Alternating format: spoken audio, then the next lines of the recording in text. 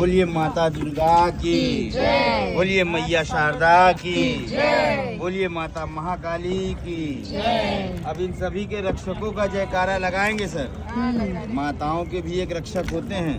बोलिए श्री काल भैरव महाराज की जय। बोलिए अपने अपने माता पिता की जय। बोलिए अपने अपने भाई गुरुजनों की जय। बोलिए आज के आनंद की जय। बोलिए संत सनातन धर्म की जय। बोलिए नमः पार्वती पतये हर हर महादेव शंभो शंकरा। अब सर दोस्तों जय श्री कृष्ण। जैसे कि मैंने बताया था हमारे नाविक भैया की बातें बहुत अच्छी लगी थी, वो मैं आपसे शेयर करूंगी। तो आज के ब्लॉग में आपसे शेयर कर रही हूँ। चलो सुनते हैं वो। शर्त रख रहा हूँ, सभी को हुकारी लगाना पड़ेगा, तब मुझे मजा आएगा बताने में और आपको सुनने में मजा आएगा। देखिए ऐसे ही हमारे पूर्वज थे जो भगवान राम को बैठाते समय उनसे भी शर्त रखा था कि प्रभु जब तक आपका चरण नहीं धुलाएंगे तब तक अपनी नैया पे नहीं बैठाएंगे। हम भी बैठे हैं, डेली जाते हैं वहाँ, डेली जाते हैं। आज तुम्हारे साथ इसीलिए बैठे हैं। सुनते चलिए, आप भी क्या याद रखेंगे, कौन था केवट। अरे हम तुमको ऐसे भी याद रखेंगे। हम डेली जाते हैं, लेकिन आज की यात्रा हम याद रखने के लिए रखी है। बिल्कुल। हम वैसे सोचेंगे भोलेनाथ नहीं आपको यार वो हमारे भुजिया लिए वाला मिलेगा भेजा है। कहीं? भुजिया वो हाँ, नमकीन मिलेगा मिलेगा। उसका भी आनंद लेना चाह रहे हैं। डेली तो बिल्कुल ऐसे जाते बिल्कुल हैं। लीजिए आनंद के, इसीलिए जयकारा पहले से ही लगवा दिया मैंने। हाँ, ये यमुना माता भगवान कृष्ण के रूप में है, इसलिए इनका श्याम वर्ण रूप है और है सूर्यपुत्री, शनिदेव यमराज की बहन है। इन्हें श्याम सुंदर यमुना महारानी भी बोला जाता है। भगवान कृष्ण की 16,108 पटरानी में से चौथी नंबर की है यमुना माता। पहली माता है रूपमणि, दूसरी माता है सत्यभामा और तीसरी माता है जामवती और चौथी कालिंद्री यमुना माता। इनका एक महीने बहुत दिव्य स्नान होता है कार्तिक महीने में। कार्तिक मतलब वो दिवाली वाला। हाँ, अब कार्तिक महीने में क्या होता है, आंटी भाई बहन साथ में हाथ पकड़ के स्नान करने से यम का दोष नहीं लगता है। क्योंकि यम की बहन थी ना। यमराज जी ने यही अपने बहन को कहा था, जो कोई भी उस दिन यमराज जी को खाना लगा खिलाती है यमुना जी आते जाती है, मिठाई बांधते हैं उनकी, यमुना जी के पास कुछ नहीं था, उन्होंने खाना बासी खिलाया यमराज जी को। तब से ये यम द्वितीया का चालू हो गया। इससे क्या होता है आंटी, हम ऐसे इंस्पायर हो जाते हैं, बात सुनिएगा, हम ऐसे इंस्पायर हो जाते हैं तो हमारे आत्मा यमराज काल पुरुष जो भी आते हैं ज़बरदस्ती खींच कर निकालते हैं, घसीटते लिए ले जाते हैं। तो ऐसा नहीं होगा। तब क्या होगा, एकदम आपको आदर सम्मान के साथ लेकर उसके बाद आप हरि कीर्तन में रमिए, तब मोक्ष मिलेगा। 8 पहर होते हैं दिन भर में, हम 3-4 भी नहीं दे सकते भगवान को, लेकिन नहीं दे पाते। क्यों सर? दे पाते हैं, अपने रोजमर्रा की जिंदगी में फंसे रहते हैं। जब एक आध पहर का समय मिला तो भगवान को याद कर लिया, नहीं तो जय राम जी की।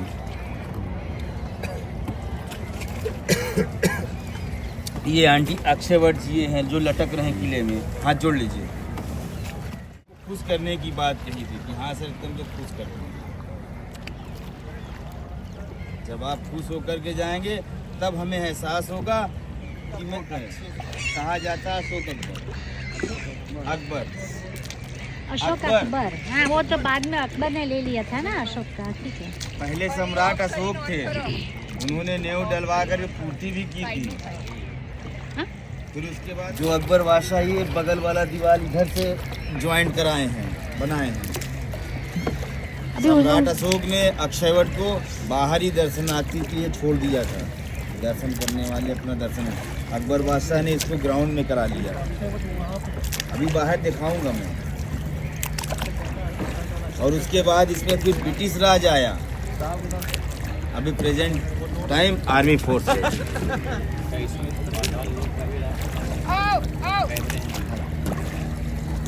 4 लोग का रास्ता नहीं, दिल्ली तक का रास्ता है। अदृश्य सरस्वती कहने वाले कहते हैं भैया, पर है नहीं। ये उत्तराखंड से ही माँ सरस्वती गुप्त नदी है, वहीं से भगवान वेदव्यास जी ने उनको श्राप दिया। तब ये हनुमान जी को वहाँ ढूंढने में समय लगा। तब तक भगवान राम पूरे अयोध्या वासी को लेकर के सरजू नदी पे पहुँचते हैं। सरयू नदी। जब तक हनुमान जी भगवान राम को वापस देते हैं, फिर वही अंगूठी फिर आगे काम आती है। जब माता सीता का हरण हो जाता है तो हनुमान जी वही अंगूठी जाते हैं लेकर के खोज करने। फिर उसके बाद वही अंगूठी फिर काम आता है। जब भगवान वैकुंठ जाने वाले रहते हैं तो हनुमान जी के रहते हुए भगवान राम वैकुंठ जा नहीं सकते थे। इसलिए भगवान राम ने वो अंगूठी उतार कर अपने से एक छोटे से छेद में गिराया। वो सीधा सूतल लोक पहुंचा, पातालपुरी।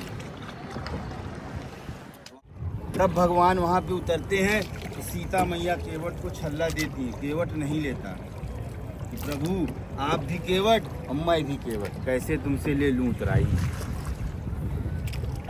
तब भगवान राम सोचने लगे, यार मैं तो अयोध्या का राजकुमार हूँ, मैं कहाँ का केवट हूँ। तब केवट फिर भगवान को समझाता है, प्रभु धोबी से ना धोबी लेत धुलवाई और नाई से ना नाई लेत बाल कटवाई। प्रभु आप भी केवट मैं भी केवट, कैसे तुमसे ले लूं उतराई। प्रभु मैं गंगा का खिवैया, आप भवसागर के खिवैया। आज मैंने आपको गंगा पार किया, कभी खाली हाथ आपके धाम में हिलाते हुए आऊँ हाथ। प्रभु मुझको भवसागर पार कर दीजिए। सुनिए माँ जी, भगवान ने तथास्तु बोला। तथास्तु। चतुराई देखी अब केवट की। बैठे बैठे सिर्फ थोड़ा सा चलाया ना, उसके बाद भगवान से आशीर्वाद भी पा गया मोक्ष का। प्रभु यही कहते हैं माँ, सभी से अच्छी बातें करो, हरि कीर्तन में रमो तो मोक्ष का साधन है। अब वही अंगूठी समझिए, जब माता सीता गुप्त दान डालती है नाव में, किसी को नहीं पता रहता। अब वही अंगूठी फिर भगवान के पास जाता है। जब निषाद राज जी केवट के पास जाते हैं, यहाँ से भगवान को छोड़कर भगवान चित्रकूट की तरफ जाते हैं, तब निषाद राज जी को वो अंगूठी केवट देता है कि महाराज ये अंगूठी प्रभु ने डाल दिया था। तब वही अंगूठी लेकर के रखे रहते हैं अपने पास।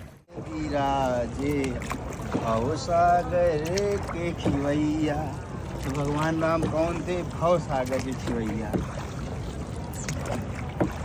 नींद आ गई क्या सर? जैसे कि केन नदी मिलती है, चम्बल नदी मिलती है, बेतवा नदी मिलती है, तब तीर्थराज प्रयाग में आकर के इनका पाठ बड़ा होता है और गहराई ज़्यादा हो जाती है,